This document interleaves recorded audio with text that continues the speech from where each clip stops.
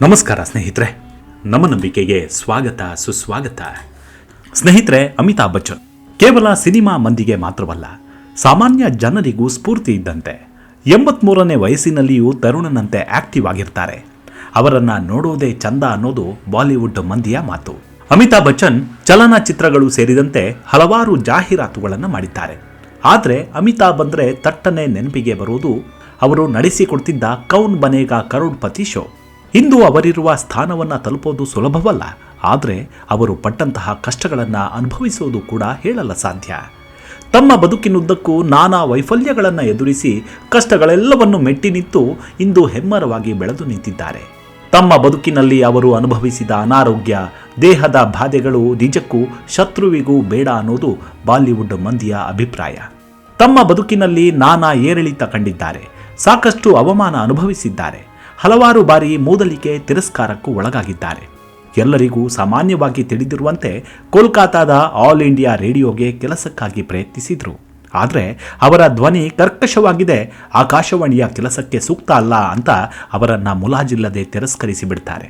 ಹೀಗೆ ಈ ಒಂದೇ ಘಟನೆಯಲ್ಲ, ಅಂತಹ ಹತ್ತಾರು ದುರಂತಮಯ ಕ್ಷಣಗಳನ್ನು ಕಂಡಿದ್ದಾರೆ, ಕಣ್ಣಾರೆ ಅನುಭವಿಸಿದ್ದಾರೆ.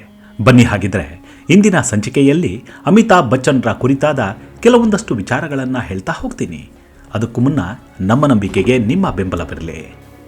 ಎಲ್ಲ ವಿಧದ ತ್ವಚೆಯ ಸಮಸ್ಯೆಗಳಿಗೆ ಧೀಮಹಿ ಪ್ರಾಡಕ್ಟ್ ರಾಮಬಾಣದಂತೆ ಕೆಲಸ ಮಾಡುತ್ತೆ. ಕೇವಲ 3 ದಿನದಲ್ಲೇ ವ್ಯತ್ಯಾಸ ನೋಡ್ತೀರಾ. ಯಾವುದೇ ಅಡ್ಡ ಪರಿಣಾಮಗಳಿಲ್ಲ. ಕೆಮಿಕಲ್ ರಹಿತವಾದ 16 ನೈಸರ್ಗಿಕ ಪದಾರ್ಥಗಳ ಮಿಶ್ರಣದಿಂದ ತಯಾರಾದ 100% ಆರ್ಗ್ಯಾನಿಕ್ ಧೀಮಹಿ ಪ್ರಾಡಕ್ಟ್. ಹೆಚ್ಚಿನ ಮಾಹಿತಿಗಾಗಿ ಕೆಳಕಂಡ ದೂರವಾಣಿಗೆ ಸಂಪರ್ಕಿಸಿ. ಬೀದಿಯಲ್ಲೇ ವಾಸ, ಜೀವನ ಅತಂತ್ರ. ಸ್ನೇಹಿತರೆ, ಅಮಿತಾಬ್ ಅವರ ಯೌವನದ ದಿನಗಳಲ್ಲಿ ಇನ್ನಿಲ್ಲದ ಕಷ್ಟದ ದಿನಗಳು ಕೂಡ ಜೊತೆಯಾಗಿದ್ವು. ಮುಂಬೈಗೆ ಕೆಲಸ ಹರಸಿ ಬಂದಾಗ ಇರೋದಕ್ಕೆ ಒಂದು ಸ್ಥಳವಿರಲಿಲ್ಲ. ಒಂದೊಂದು ರಾತ್ರಿಯೂ ಅವರಿಗೆ ಪರೀಕ್ಷೆಯಂತೆಯೇ ಆಗಿತ್ತು. ಮುಂಬೈನ ಮರೀನಾ ಡ್ರೈವ್ನ ಬೀದಿಗಳಲ್ಲಿ ಹಲವು ರಾತ್ರಿಗಳನ್ನು ಕಳೆದರು. 1969ರ ಹೊತ್ತಿಗೆ ಅವರ ಕಷ್ಟದ ಪರಿಶ್ರಮಕ್ಕಾಗಿ ಸಾತ್ ಹಿಂದೂಸ್ತಾನಿ ಸಿನಿಮಾ ಸಿಕ್ತು. ಸಿನಿಮಾ ಸಿಕ್ಕ ಖುಷಿಯಲ್ಲಿ ಸ್ನೇಹಿತರು ಅವರಿಗೆ ವಸತಿ ವ್ಯವಸ್ಥೆಯನ್ನು ಮಾಡ್ತಾರೆ. ಆದರೆ ದುರಾದೃಷ್ಟವಶಾತ್ ಆ ಸಿನಿಮಾ ಫ್ಲಾಪ್ ಆಯಿತು. ಇದಾದ ಬಳಿಕ ಕೆಲವು ಚಿತ್ರಗಳು ಸಿಕ್ಕವು, ಆದರೆ ಯಾವುದೂ ಅವರಿಗೆ ಬ್ರೇಕ್ ಕೊಡಲಿಲ್ಲ. ಇನ್ನೇನು ಸಿನಿಮಾ ರಂಗ ಮುಳ್ಳಿನ ಹಾಸಿಗೆ ಎಂದರಿತ ಅಮಿತಾಬ್ ಹೊಟ್ಟೆಪಾಡಿಗಾಗಿ ಬೇರೆ ಕೆಲಸ ಮಾಡೋದಕ್ಕೆ ಮುಂದಾಗ್ತಾರೆ. ಅಲ್ಲಿಂದ ಶುರುವಾಗಿದ್ದು ಕೆಲಸ ಹುಡುಕೋ ಸರದಿ. ನಾನೊಬ್ಬ ದುರಾದೃಷ್ಟವಂತನೆಂಬ ಕೀಳರಿಮೆ. ಹೌದು, ಅದು 1969ರಿಂದ 1973ರವರೆಗಿನ ಮಾತು. ಅವರು ಅಭಿನಯಿಸಿದ್ದ 12 ಚಿತ್ರಗಳು ಅಟ್ಟರ್ ಫ್ಲಾಪ್ ಆದವು.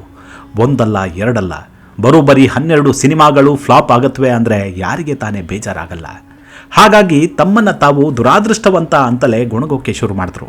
ಅದು ಎಷ್ಟರ ಮಟ್ಟಿಗಾಯಿತು ಅಂದರೆ, ಯಾವುದೇ ಕೆಲಸ ಮಾಡೋಕೆ ಮುಂದಾದರೂ ನನಗೆ ಆಗುತ್ತೋ ಇಲ್ವೋ, ನನ್ನಿಂದ ಸಾಧ್ಯವಿಲ್ಲ ಅನ್ನೋ ಕೀಳರಿಮೆ ಅವರನ್ನು ಆವರಿಸಿಬಿಟ್ಟಿತ್ತು. ಸಾಲದಕ್ಕೆ ಹತ್ತಿರದವರಿಂದಲೇ ಅವಮಾನ ಹಾಗೂ ತಿರಸ್ಕಾರದಿಂದಾಗಿ ಖಿನ್ನತೆಗೆ ಒಳಗಾಗಿದ್ರು. ಆದರೆ ಏನನ್ನಾದರೂ ಸಾಧಿಸಿಯೇ ತೀರುತ್ತೇನೆಂಬ ಹಠಕ್ಕೆ ಬಿದ್ದು ಮುಂಬೈನ ಬೀದಿ ಬದಿಗಳಲ್ಲಿ ಮಲಗಿ ಜೀವನಕ್ಕಾಗಿ ಪಟ್ಟಿದ್ದ ಆ ಸವಾಲು ಮತ್ತೊಮ್ಮೆ ಅವರನ್ನು ಬಡಿದೆಬ್ಬಿಸಿಬಿಡ್ತು. ನೋ, ನೆವರ್ ಗಿವ್ ಅಪ್ ಅಂತ ತಮಗೆ ತಾವೇ ಎದೆ ತಟ್ಟಿಕೊಳ್ಳುತ್ತಾ ಒಂದೇ ಒಂದು ಬ್ರೇಕ್ಗಾಗಿ ಕಾದು ಕುಳಿತಿದ್ರು. ಅವರ ಅದೃಷ್ಟವೇ ಅವರ ಪಾದದ ಕೆಳಗೆ ಅಷ್ಟರಲ್ಲಾಗಲೇ ಬಂದು ಕುಳಿತಿತ್ತು. ಅದು 1973ರ ಮಾತು. ಅದೃಷ್ಟ ಪರೀಕ್ಷೆಗಿಳಿದಿದ್ದ ಅಮಿತಾಬ್ ಗೆದ್ದೆ ಗೆಲ್ಲುತ್ತೇನೆಂಬ ಆತ್ಮವಿಶ್ವಾಸದಿಂದಲೇ ಜಂಜೀರಾ ಎಂಬ ಚಿತ್ರದಲ್ಲಿ ನಾಯಕ ನಟನಾಗಿ ಮತ್ತೊಮ್ಮೆ ಬೆಳ್ಳಿ ಪರದೆಯಲ್ಲಿ ಮಿಂಚುತ್ತಾರೆ. ಆ ಸಿನಿಮಾದ ನಾಯಕಿಯೇ ಅವರ ಧರ್ಮಪತ್ನಿ ಜಯಾ ಬಾದುರಿ. ಈ ಸಿನಿಮಾ ಅದೆಷ್ಟು ಹಿಟ್ಟಾಯ್ತಂದ್ರೆ ರಾತ್ರೋರಾತ್ರಿ ಅಮಿತಾಬ್ ಬಚ್ಚನ್ ಬಾಕ್ಸ್ ಆಫೀಸ್ ಸುಲ್ತಾನನಾಗಿ ಬಿಟ್ರು. ಅಮಿತಾಬ್ ಜನಪ್ರಿಯತೆ ಉತ್ತುಂಗಕ್ಕೇರಿಬಿಡ್ತು. ಸತ್ತು ಬದುಕಿದ್ರು ಅಮಿತಾಬ್ ಬಚ್ಚನ್. ಇನ್ನೇನು ಎಲ್ಲವೂ ಚೆನ್ನಾಗಿತ್ತು ಅನ್ನುವಾಗಲೇ ಇದ್ದಕ್ಕಿದ್ದಂತೆ ಕೂಲಿ ಚಿತ್ರೀಕರಣದ ಸಮಯದಲ್ಲಿ ಅವರಿಗೆ ಅಪಘಾತವಾಯಿತು. ಅದು ಅವರ ಜೀವವನ್ನೇ ಬಲಿ ತೆಗೆದುಕೊಳ್ಳಲು ಹೊಂಚು ಹಾಕಿದಂತಿತ್ತು. ಇನ್ನೇನು ಅಮಿತಾಬ್ ತಮ್ಮ ಬದುಕಿಗೆ ವಿದಾಯ ಹೇಳ್ತಾರೆ ಅಂತಲೇ ಇಡೀ ಬಾಲಿವುಡ್ ಮಂದಿ ಮಾತನಾಡಿಕೊಳ್ತಿದ್ರು. ತೀವ್ರವಾಗಿ ಗಾಯಗೊಂಡಿದ್ದ ಅಮಿತಾಬ್ ಕೋಮಾಗೆ ಜಾರಿದ್ರು. ಆ ದುರಂತದಿಂದ ಮೆಲ್ಲಗೆ ಚೇತರಿಸಿಕೊಂಡು ಕಾಲಕ್ರಮೇಣ ಮತ್ತದೇ ಲುಕ್ಗೆ ಮರುಕಳಿಸಿದ್ರು. ಸಂಪೂರ್ಣವಾಗಿ ಗುಣಮುಖರಾಗುವುದಕ್ಕೆ ಕೆಲ ತಿಂಗಳುಗಳು ವಿದೇಶಕ್ಕೆ ತೆರಳಬೇಕಾಯಿತು. ರಾಜಕೀಯಕ್ಕೆ ಎಂಟ್ರಿ ಕೊಟ್ಟು ಸೋತ ಅಮಿತಾಬ್ 1984ರಲ್ಲಿ ಅಮಿತಾಬ್ ಬಚ್ಚನ್ ರಾಜಕೀಯ ಪ್ರವೇಶಿಸಲು ನಿರ್ಧರಿಸ್ತಾರೆ. ಆದರೆ ಅಲ್ಲಿಯೂ ಕೈ ಸುಟ್ಟುಕೊಳ್ತಾರೆ. ತಮ್ಮನ್ನು ತಾವು ಪ್ರೊಜೆಕ್ಟ್ ಮಾಡಿಕೊಳ್ಳಲು ಸಾಧ್ಯವಾಗದೆ ಮತ್ತೆ ಚಲನಚಿತ್ರಗಳತ್ತ ಹೊರಳುತ್ತಾರೆ. ಸಿನಿಮಾ ನಿರ್ಮಾಣದಲ್ಲೂ ಕೈ ಸುಟ್ಟುಕೊಂಡ ಅಮಿತಾಬ್ ಅಮಿತಾಬ್ ಬಚ್ಚನ್ 1990ರಲ್ಲಿ ನಿರ್ಮಾಣ ಕ್ಷೇತ್ರಕ್ಕೆ ಕಾಲಿಡುತ್ತಾರೆ. 1996ರಲ್ಲಿ ತಮ್ಮದೇ ಆದಂತಹ ABCL ಅಂದರೆ ಅಮಿತಾಬ್ ಬಚ್ಚನ್ ಕಾರ್ಪೊರೇಷನ್ ಲಿಮಿಟೆಡ್ ಅನ್ನು ಪ್ರಾರಂಭಿಸ್ತಾರೆ. 1990ರಿಂದ 2000ವರೆಗೆ ಅಮಿತಾಬ್ ಬಚ್ಚನ್ ಮತ್ತೊಂದು ಕಠಿಣ ಸಮಯವನ್ನು ಎದುರಿಸಬೇಕಾಗತ್ತೆ. ಸರಣಿ ವೈಫಲ್ಯಗಳ ನಂತರ ಅವರು ಬಹುತೇಕ ಚಲನಚಿತ್ರ ಕ್ಷೇತ್ರವನ್ನೇ ತ್ಯಜಿಸುವ ಮಟ್ಟಕ್ಕೆ ಬಂದು ನಿಂತಿರ್ತಾರೆ. 100 ಕೋಟಿ ಸಾಲದ ಸುಳಿಯಲ್ಲಿ ಅಮಿತಾಬ್ ಸಾಲದ ಸುಳಿಯಲ್ಲಿ ಸಿಲುಕಿದ್ರು. ಬರೋಬ್ಬರಿ 90 ಕೋಟಿ ಸಾಲವಿತ್ತು ಅನ್ನೋದು ಎಲ್ಲರಿಗೂ ಗೊತ್ತು. ಆದರೆ ಕೆಲವೊಂದು ಮೂಲಗಳು ಅಮಿತಾಬ್ 150 ಕೋಟಿ ಸಾಲ ಮಾಡಿಕೊಂಡಿದ್ರು ಅಂತಾರೆ. ಅಲ್ಲದೆ ಪ್ರೈವೇಟ್ ಫೈನಾನ್ಸ್ನವರು ದಿನ ಬೆಳಗಾದ್ರೆ ಮನೆ ಬಾಗಿಲಿಗೆ ಬಂದು ಬೆದರಿಕೆ ಹಾಕಿ ಹೋಗ್ತಿದ್ರು, ಮನಸಾರೆ ನಿಂದಿಸ್ತಿದ್ರು. ಪಾಪ ಅದೆಷ್ಟು ಬದುಕಿನಲ್ಲಿ ನೊಂದಿದ್ರೆಂದ್ರೆ ಬಡ್ಡಿ ಪಾವತಿಸಲಾಗದೆ ಅವರು ಹೇಳಿದ ಜಾಹೀರಾತುಗಳಿಗೆಲ್ಲವೂ ಒಂದು ಮಾತನಾಡದೆ ಒಪ್ಪಿಕೊಳ್ತಿದ್ರು. ಸಂಭಾವನೆಯ ಮಾತೇ ಆಡ್ತಿರ್ಲಿಲ್ಲ. ಇದು ಅವರ ಜೀವನದ ಅತ್ಯಂತ ದುರಂತಮಯ ಕ್ಷಣವಾಗಿತ್ತು. ಎಲ್ಲ ವಿಧದ ತ್ವಚೆಯ ಸಮಸ್ಯೆಗಳಿಗೆ ಧೀಮಹಿ ಪ್ರಾಡಕ್ಟ್ ರಾಮಬಾಣದಂತೆ ಕೆಲಸ ಮಾಡುತ್ತೆ. ಕೇವಲ 3 ದಿನದಲ್ಲೇ ವ್ಯತ್ಯಾಸ ನೋಡ್ತೀರಾ. ಯಾವುದೇ ಅಡ್ಡ ಪರಿಣಾಮಗಳಿಲ್ಲ. ಕೆಮಿಕಲ್ ರಹಿತವಾದ 16 ನೈಸರ್ಗಿಕ ಪದಾರ್ಥಗಳ ಮಿಶ್ರಣದಿಂದ ತಯಾರಾದ 100% ಆರ್ಗ್ಯಾನಿಕ್ ಧೀಮಹಿ ಪ್ರಾಡಕ್ಟ್. ಹೆಚ್ಚಿನ ಮಾಹಿತಿಗಾಗಿ ಕೆಳಕಂಡ ದೂರವಾಣಿಗೆ ಸಂಪರ್ಕಿಸಿ. ಆ ಒಂದು ಹೆಜ್ಜೆ ಅಮಿತಾಬ್ ಜೀವನವನ್ನೇ ಬದಲಿಸಿತು. ಸ್ನೇಹಿತರೆ, ಅಮಿತಾಬ್ ಬಚ್ಚನ್ ಒಂದು ಸಂದರ್ಶನದಲ್ಲಿ ಹೀಗೆ ಹೇಳ್ತಾರೆ, ನನ್ನ ಸಮಸ್ಯೆಗಳನ್ನು ನೆನೆದು ಅದನ್ನು ಯೋಚಿಸುತ್ತಾ ಕುಳಿತಿದ್ದೆ. ನನ್ನ ಮುಂದಿದ್ದ ಎಲ್ಲ ಆಯ್ಕೆಗಳನ್ನು ಪರಿಗಣಿಸಿ ನಾನು ಎದುರಿಸಿದ ವಿಭಿನ್ನ ಸನ್ನಿವೇಶಗಳೆಲ್ಲವನ್ನು ಕಲ್ಪಿಸಿಕೊಂಡೆ. ಆ ಕ್ಷಣ ನನ್ನ ಬದುಕಿನಲ್ಲಿ ನಿಜಕ್ಕೂ ಆತ್ಮ ಸಾಕ್ಷಾತ್ಕಾರವಾದಂತೆ ಭಾಸವಾಯಿತು. ನನಗೆ ಸಿಕ್ಕ ಉತ್ತರ ನನ್ನನ್ನು ಈ ಮಟ್ಟಕ್ಕೆ ತಂದು ನಿಲ್ಲಿಸಿತು. ಅದುವೇ ನನಗೆ ಹೇಗೆ ನಟಿಸಬೇಕೆಂದು ತಿಳಿದಿದೆ ಎಂದು. ಕೂಡಲೇ ಎದ್ದು ಯಶ್ ಚೋಪ್ರಾ ಬಳಿ ಹೋದೆ. ಅವರು ನನ್ನ ಮನೆಯ ಹಿಂದೆಯೇ ವಾಸಿಸ್ತಿದ್ರು. ನನಗೆ ಕೆಲಸ ಕೊಡುವಂತೆ ಅವರನ್ನು ವಿನಂತಿಸಿದೆ.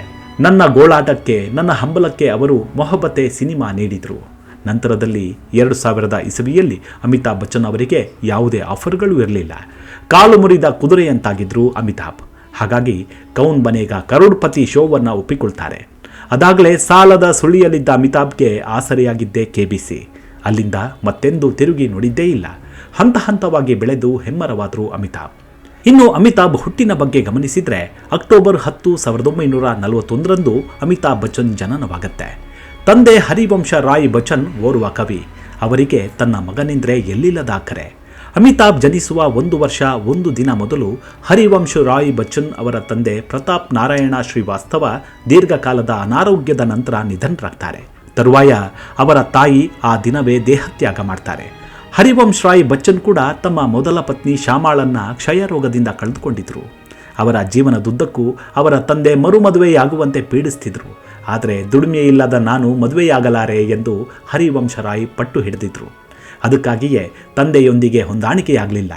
ಆದರೆ ತಂದೆಯ ಮರಣದ ನಂತರ ಅವರಿಗೆ ಒಂದು ಮಾತನ್ನು ಹೇಳ್ತಾರೆ, ಮಗನೇ, ನಾನು ಸಾಯುವ ಮೊದಲು ನೀನು ಸಂತೋಷವಾಗಿರೋದನ್ನು ನೋಡಲು ಬಯಸುತ್ತೇನೆ ಎಂದಿದ್ದರಂತೆ.